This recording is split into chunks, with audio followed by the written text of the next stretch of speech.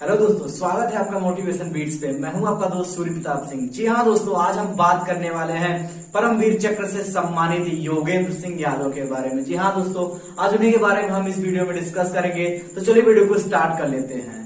जी हाँ दोस्तों, आज टाइगर, जी हाँ देखो, टाइगर के नाम से मशहूर योगेंद्र सिंह यादव, आज उन्हीं के बारे में, उन्हीं की स्टोरी को हम समझेंगे। जी हाँ दोस्तों, इनका जन्म बुंदेलखंड में हुआ था 10 मई 1980 में। जी हाँ दोस्तों, ये एक आर्मी फैमिली से बिलोंग करते हैं। इनके पिता और इनके बड़े भाई जो है कि वो पहले से ही आर्मी में थे। उन्हीं से शौर्य गाथाओं के बारे में और कुशल नीति जो युद्ध की होती है उसको इन्होंने जाना, और इनके अंदर भी था कि नहीं, मुझे भी देश का सेवा करना है और इंडियन आर्मी में जाना है। जी हाँ दोस्तों, ये जब अपनी 11वीं की परीक्षा दे रहे थे, जब इनके जो बड़े भाई थे वो छुट्टियों में घर आए हुए थे, तो उन्होंने इनसे कहा कि क्यों नहीं तू भी आर्मी ज्वाइन कर लेता है। इन्होंने कहा कि नहीं, मुझे भी अपनी पढ़ाई कंप्लीट करनी है, उसके बाद मैं देखूंगा। तो जो है कि नहीं, इनके बड़े भाई द्वारा इनको फोर्स किए जाने पे मात्र 16 वर्ष 5 महीनों की आयु में जो है कि इन्होंने भर्ती देखी, और इसके बाद इनका इंडियन आर्मी में सिलेक्शन हो गया। जी हाँ दोस्तों, इनका सिलेक्शन जो है कि जम्मू कश्मीर में हुआ। उसके बाद वहां पे उस समय सन 1999 में कारगिल वार छिड़ गया। जी हाँ दोस्तों, ये अपने घर आए हुए थे, और जैसे ही अपने घर से यह इनका विवाह हुआ और जैसे ही वहां पहुंचे तो पता चला कि वहां पे वार छिड़ चुकी है। इनकी इतनी उत्सुकता थी कि नहीं, मुझे भी वार में जाना है और बहुत ही जल्द अपनी यूनिट को ज्वाइन करना था। जी हाँ दोस्तों, इनकी यूनिट का नाम जो था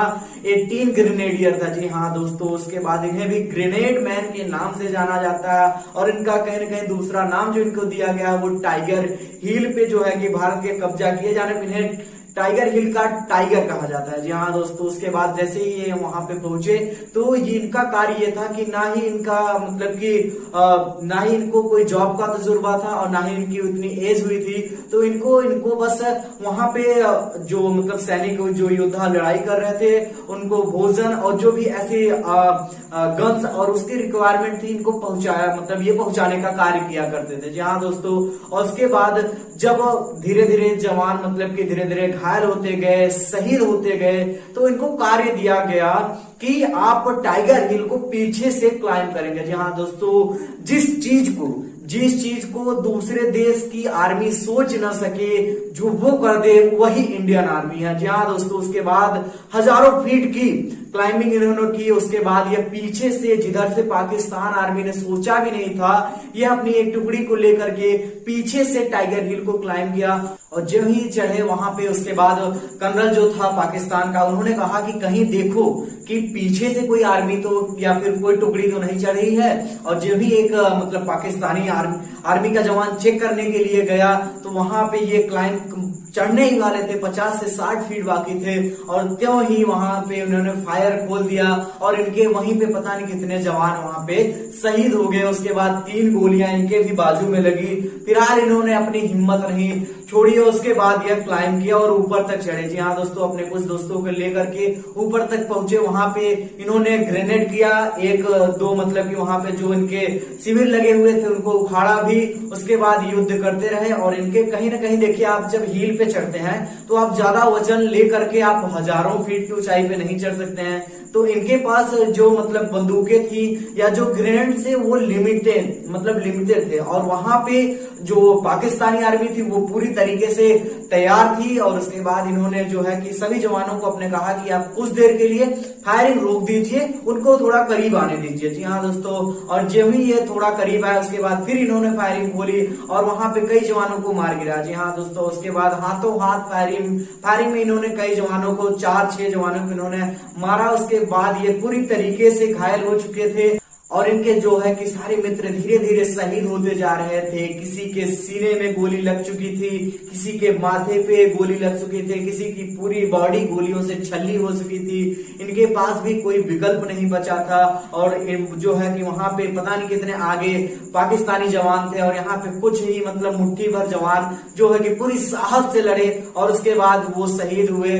और इनके भी कई मतलब ये पूरी तरीके से पूरी 15-20 गोलियां जो है कि इनको भी लग चुकी थी, पर ये साहस अपना नहीं छोड़े और उन्हीं के साथ कहीं ना कहीं ये भी पूरी तरीके से एक मृतक की तरह वहां पे गिर गए और जो है कि पूरी पहाड़ी जो है कि बर्फ से ढकी हुई थी और वहां पे पाकिस्तानी कर्नल ने इनको जो है कि रीचेक करने के लिए कहा अपने जवानों से कि कहीं चेक करो इनमें से कोई जिंदा तो नहीं है। उसके बाद पाकिस्तानी जवान आए और इन्होंने ब्रस्ट मारा, 2-2, 3-3 गोलियों का ब्रस्ट मारा करते थे। और ये बताते हैं जो है कि योगेंद्र सिंह यादव जी की जब वो ब्रस्ट उन पे मारा करते थे तो डेड बॉडी उस तरीके से 1-1 फुट ऊपर उछलती थी। और आप फिर अनुभव करिए उस परिस्थिति को कि आप कहीं साइड में पड़े हुए हैं और बेहोशी के हालत में और आपके बगल में जस्ट जवान को उस तरीके से ब्रस्ट मारा जा रहा हो या कोई किसी भी मनुष्य को। और हाँ, फिलहाल इस वीडियो को, इस स्टोरी को यहाँ से लड़कियां नहीं देख सकती हैं क्योंकि जो लड़कियां जो काकरोच से डर जाती हैं उनके बगल में कहीं गोलियों की बात की जाए तो ये अनुभव उनके लिए बहुत खतरनाक हो सकता है। जी हाँ दोस्तों, उसके बाद जो है कि गोलियां मारी। उसके बाद इनको जब इनके पास आए तो इनके भी मतलब कि जब ब्रस्ट किया गया तो इनके शोल्डर में यहाँ पे गोली मारी गई और इनके पैर में भी गोली मारी गई। तो उसके बाद ये देख रहे हैं, ये इतनी मूर्छित हालत में थे और ये देख रहे हैं कि धुआं उठ रहा है। पर इन्होंने संकल्प लिया था कि अगर इन्होंने मेरे सिर में गोली नहीं मारी, न ही मेरे सीने में अगर गोली नहीं मारी, तो मैं कोशिश करूंगा कि मैं नीचे अपनी मतलब की जो आर्मी है जो उनके पास तक जा सकूं और उनको यहाँ के पूरे घटनाक्रम के बारे में बता सकूं। जी हाँ दोस्तों, और उसके बाद जब इन पे मतलब चेक किया गया उसके बाद कहा इनके मतलब पाकिस्तानी जवानों ने कहा कि नहीं, ये पूरी तरीके से मृतक हो चुके हैं। उसके बाद पाकिस्तानी कर्नल ने कहा कि इनके जो बंदूक हैं तो उनको उठा लो। जी हाँ दोस्तों, उसके बाद उन्होंने इनको मतलब फिर से फायर किया। उसके बाद बंदूकें उठाई तो एक जवान का जो निशाना था इनके सीने की तरफ था, तो इनके मस्तिष्क में कहीं ना कहीं ये चीज आ गई कि नहीं, अब तो खेल खत्म है। जी हाँ दोस्तों, उसके बाद कहा जाता है जाको राकेश साइया मार सके न कोई, जो है ये पूरा कोट इनके ऊपर एक तरीके से पूरी तरीके से फिट होता है।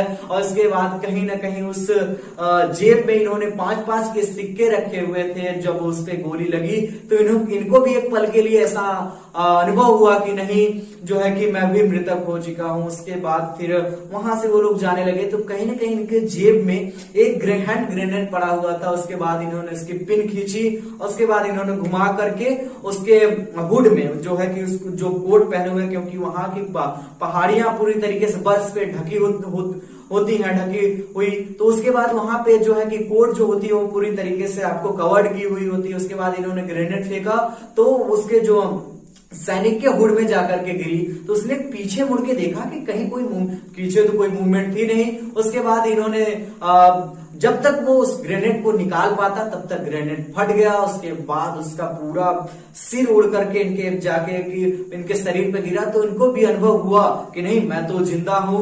उसके बाद दोनों हाथों से इन्होंने गन उठाना चाहा पर गन उठी नहीं। जी हाँ दोस्तों, उसके बाद इन्होंने एक ही हाथ से ब्रस्ट मारा, एक जगह से ब्रस्ट मारा, दूसरी जगह से 2-3 जगह से ब्रस्ट मारा।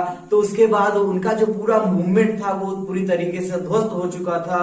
और उसके बाद इन्होंने वहां पे इन्होंने मतलब कि चाहा कि मैं नीचे जाऊं और अपने जो है कि आर्मी के कमांडर जो है उनको मैं पूरा मतलब यहाँ का घटनाक्रम समझा सकूं। उसके बाद ये पूरा नीचे रोल करते हुए आए और उसके बाद ये अपने मतलब कि जवानों तक पहुंचे और वहां पे उन्होंने उनसे कुछ फर्स्ट एड मांगा। उसके बाद इनका कुछ फर्स्ट एड किया गया। उसके बाद इनको नीचे बेस पे रेफर कर दिया गया। उसके बाद जब वहां पे पहुंचे खून इतना बह चुका था कि आंख से दिखना एकदम बंद हो चुका था। उसके बाद जब इनके कर्नल कुशाल चंद ठाकुर ने इनसे पूछा कि जवान क्या तुम मुझे सुन पा रहे हो, तो इनकी आवाज नहीं निकल पा रही थी, लेकिन इन्होंने कहा हाँ सर सुन पा रहा हूँ सर, बड़ी सर्दी लग रही है। उसके बाद उनके कैंप में वहां पे स्टोव जलाए गए, इनको थोड़ी गर्मी महसूस हुई। उसके बाद उन्होंने कहा सर थोड़ा पानी पीने को चाहिए। उसके बाद जो है कि डॉक्टर द्वारा इनको ग्लूकोज की बोतल पिलाई गई, थोड़ा ऊर्जा का अनुभव हुआ। उसके बाद इन्होंने वहां का पूरा घटनाक्रम उसको अपने कर्नल को बताया। उसके बाद इन्होंने पूछा वहां पे रिक्वायरमेंट क्या है जवान की। उन्होंने कहा कि सर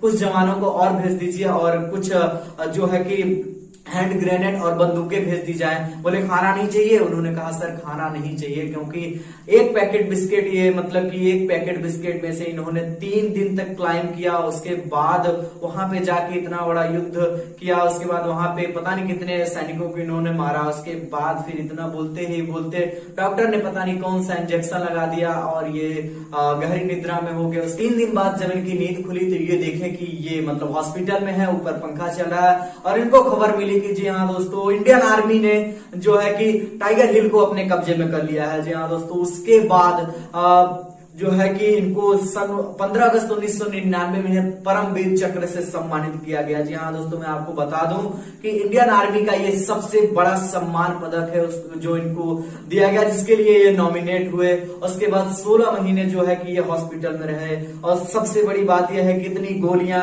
और इतना जो है कि लड़ाई लड़ने के बाद भी आज भी ये हमारे साथ हैं।